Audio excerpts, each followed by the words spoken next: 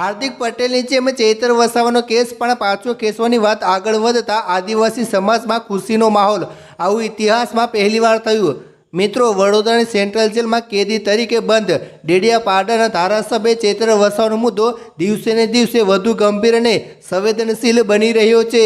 આ ઘટનાક્રમમાં હવે નવો વળાંક આવ્યો છે, જ્યારે આદિવાસી આગેવાનો અને વિવિધ સંગઠનોના પ્રતિનિધિઓ એકઠા થઈને વડોદરા કલેક્ટર કચેરીએ પહોંચ્યા હતા। તેમનો મુખ્ય ઉદ્દેશ્ય એક જ હતો કે ચૈતર વસાવાને તાત્કાલિક જેલમુક્ત કરવામાં આવે ને તેમને પણ ન્યાય મળે। આ માટે તેમણે કલેક્ટર મારફતે ભારતના રાષ્ટ્રપતિને એક આવેદનપત્ર મોકલ્યું છે, જે આ આંદોલનને હવે સ્થાનિક સ્તરેથી રાષ્ટ્રીય સ્તર સુધી લઈ જવાનો પ્રયાસ દર્શાવે છે।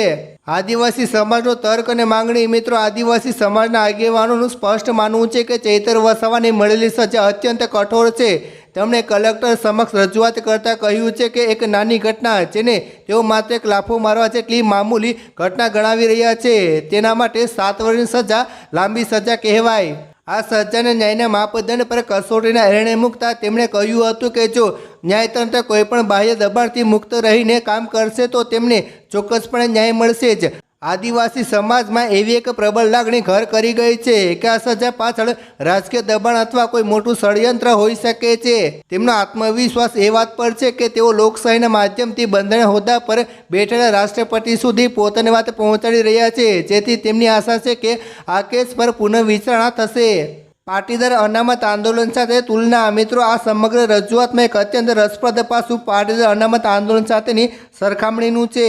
આદિવાસી આગેવાનોએ સ્પષ્ટ તર્ક આપ્યો છે કે ભૂતકાળમાં પાટીદાર આંદોલન દરમિયાન હાર્દિક પટેલ અને અન્ય આગેવાનો સામે જે કેસ નોંધાયા હતા તે રાજ્ય સરકાર દ્વારા પરત ખેંચવામાં આવ્યા હતા અને તેમને રાહત આપવામાં આવી હતી। તો પછી ચૈતર વસાવાના કિસ્સામાં આવો ભેદભાવ કેમ? આ સવાલ ઉઠાવીને તેમણે સરકારની નૈતિકતા અને કાયદાના સમાન ઉપયોગ પર સીધા પ્રહારો કર્યા છે। તેમનું કહેવું છે કે જો આંદોલનકારીઓ માટે કેસ પાછા ખેંચી શકાય તો આદિવાસી પ્રતિનિધિ માટે પણ તેવી જ ઉદારતા દાખવીને કેસ પાછા ખેંચવા જોઈએ। આ તર્ક સામાજિક સમાનતા અને રાજકીય ન્યાયના મુદ્દાને વધારો ઘેરો બનાવે છે। રાજકીય સમર્થન બાપ પાર્ટીની ભૂમિકા। મિત્રો, ચૈતર વસાવા માત્ર એક ધારાસભ્ય તરીકે જ નહીં પરંતુ એક ઉભરતા આદિવાસી નેતા તરીકે પણ જોવામાં આવે છે, જેમને છોટુભાઈ વસાવાના પુત્ર મહેશ વસાવા પાસેથી રાજકીય તાલીમ મળી છે।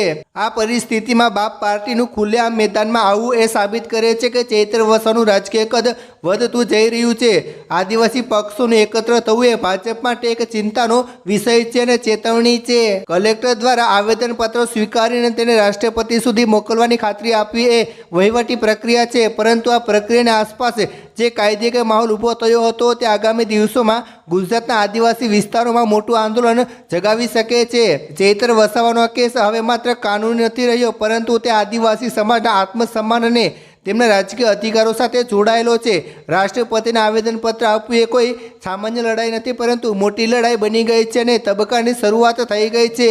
હવે જોવાનું એ રહેશે કે ન્યાયતંત્ર અને વહીવટતંત્ર આ માંગણીઓ પ્રત્યે કેટલો સકારાત્મક અભિગમ અપનાવે છે અને શું સરકાર પાટીદાર આંદોલન જેવો જ કોઈ માર્ગ ચૈતર વસાવા માટે અપનાવશે કે પછી આ લડાઈ વધુ ઉગ્ર બનશે? આ તમામ ઘટનાક્રમ પર સૌ કોઈની નજર ટકેલી છે।